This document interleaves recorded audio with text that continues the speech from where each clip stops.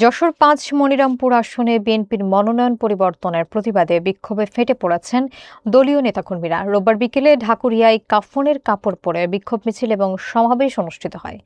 বিক্ষোভকারীরা পুনরায় অ্যাডভোকেট শহীদ ইকবাল হোসেনকে দলীয় মনোনয়ন দেওয়ার জোর দাবি জানান। শাওন হোসেনের প্রতিবেদনে থাকছে বিস্তারিত।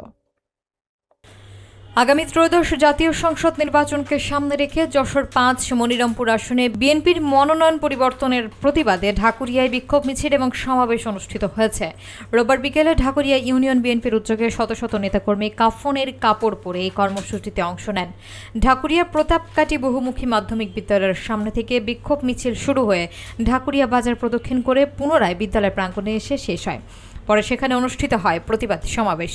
দলীয় সূত্রে জানা যায়, গত ৪ ডিসেম্বর যশোর-৫ আসনে উপজেলা বিএনপির সভাপতি এবং সাবেক পৌর মেয়র অ্যাডভোকেট শহীদ ইকবাল হোসেনকে দলীয় মনোনয়ন দেওয়া হয়। তবে ২৪ ডিসেম্বর হঠাৎ করে বিএনপির শরিক দল জমিয়তে উলামায়ে ইসলামের একাংশের যুগ্ম মহাসচিব রশিদ বিন ওয়াক্কাসের নামে ঘোষণার খবরে বিএনপির তৃণমূল নেতাকর্মীদের মধ্যে তীব্র ক্ষোভের সৃষ্টি হয়।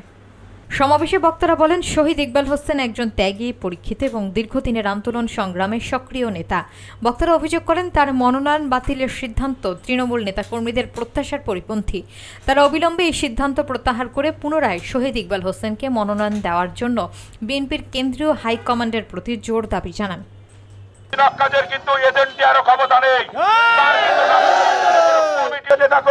তাদের ভিতরে কাউকে মনোনয়ন দিলে কিন্তু আমরা খুশি হতাম না।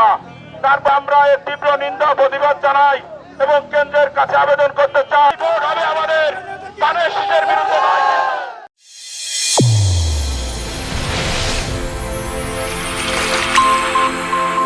চ্যানেল A1 হৃদয়ের স্পন্দন।